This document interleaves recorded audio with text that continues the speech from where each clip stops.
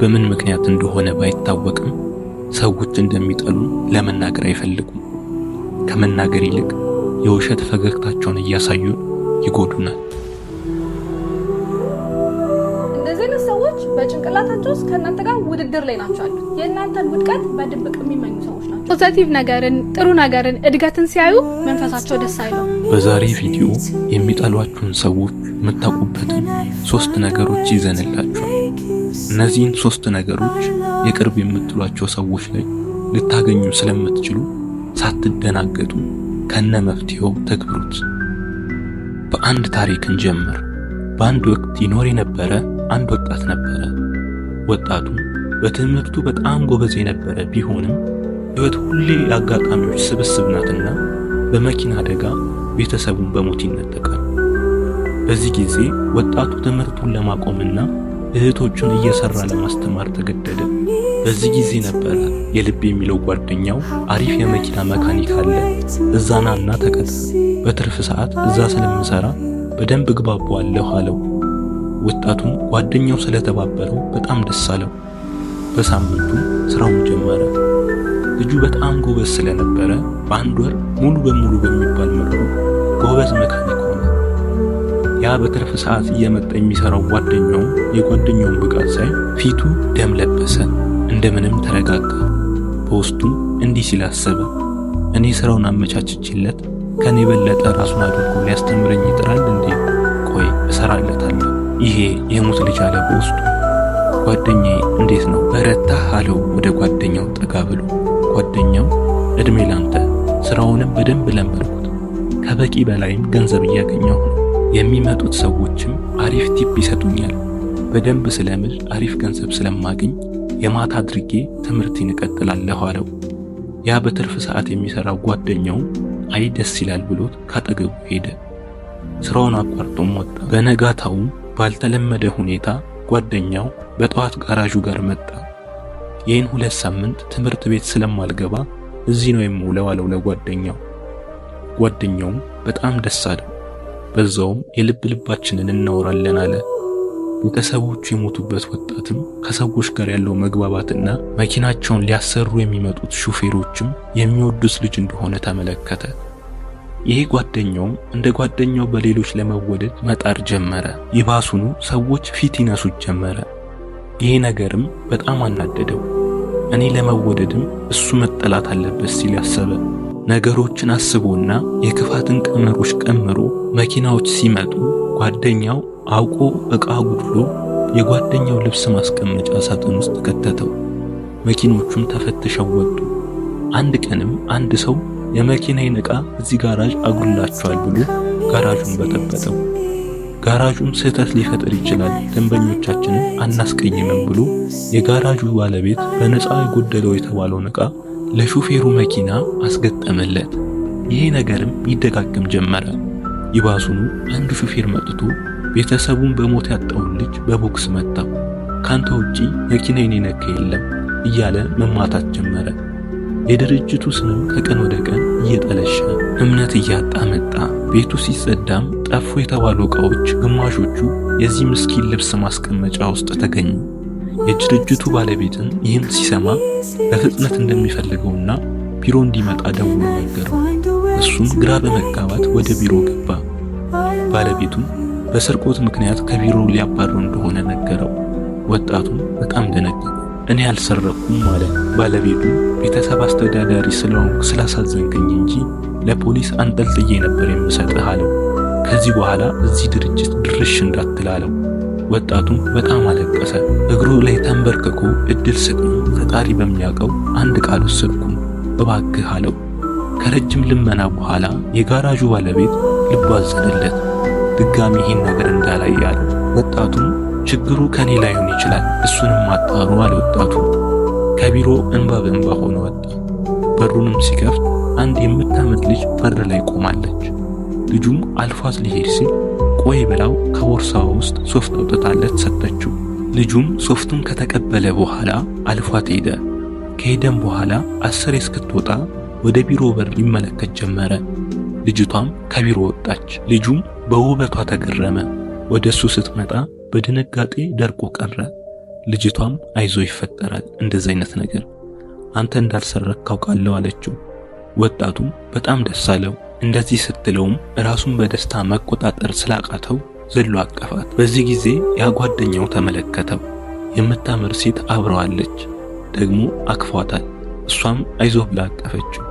በጣም ተናደደና ወደ እነሱ ሄዶ ይህንን አስቀያሚ የሚያቅፍ መኖሩ አስገራሚ ነው አለ። እችን የመሰለች ልጅ አታቆሽሽ ልቀቃት አለው የውሸት ፈገግታውን እያሳየ። ልጅቷም ስልክን ስጠኝ አለችው የጓደኛው። በንግግሩ ስላናደዳት እየገላመጠችው። ቤተሰቡም በሞት የተቀማው ልጅ በደስታ ስልኩን ሰጣት። ምቀኛ ጓደኛውም ተቃጠለ። ማታ ላይም ያወጣት ስልክ ተደወለለት። አንስቶ ሄሎ አለ። ልቡን የሚያቀልጥ ደስ የሚል ድምጽም ሰማ። ደህና ነህ የሚል የሴት ድምጽ። እሱም ረጋ ብሎ ደህና ነኝ አለ። ብዙ አወሩ፣ ስለ ብዙ ነገርም ተነጋገሩ።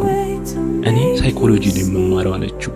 ከተማርኩት ነገር አንፃር መጥፎ ሰዎች አጠገብህ አሉ፣ እኔም አይቻቸዋለሁ። ሰሞኑን እናንተ ጋር ስለምውል በደንብ ታያቸዋለህ።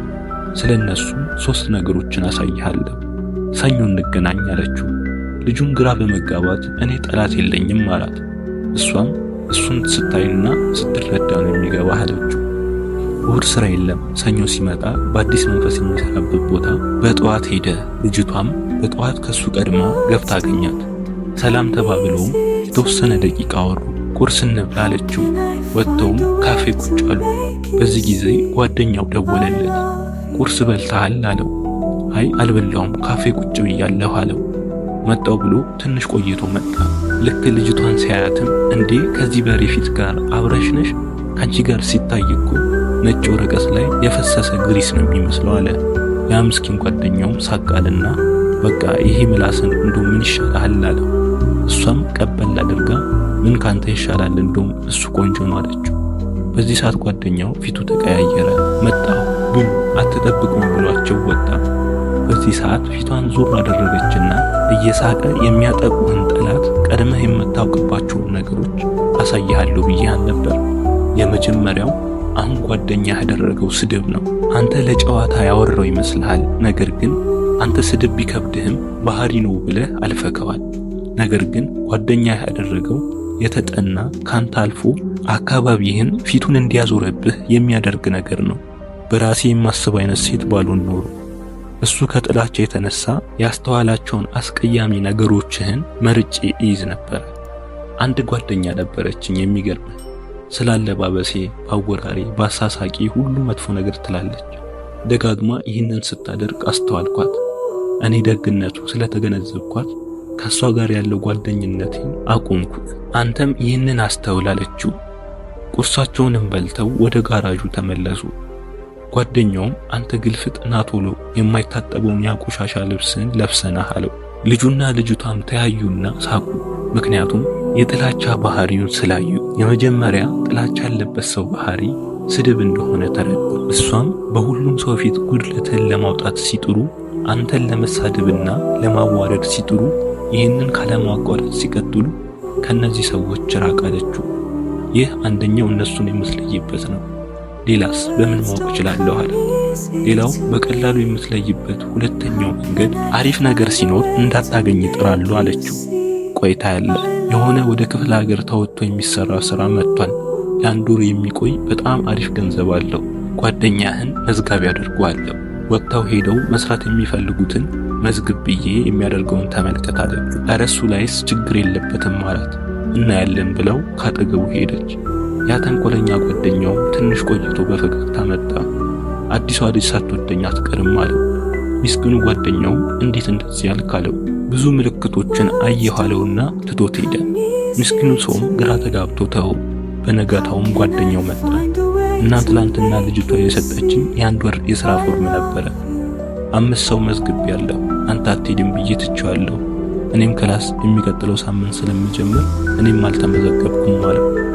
እኔ ሄዳለሁ እኮ በእናትህ አትጠይቀኝም ነበር አለው። ያ ተንኮለኛ ጓደኛው እኔ ቤተሰብን ጥላት ሄድም ብዬ እኮ ነው አለው።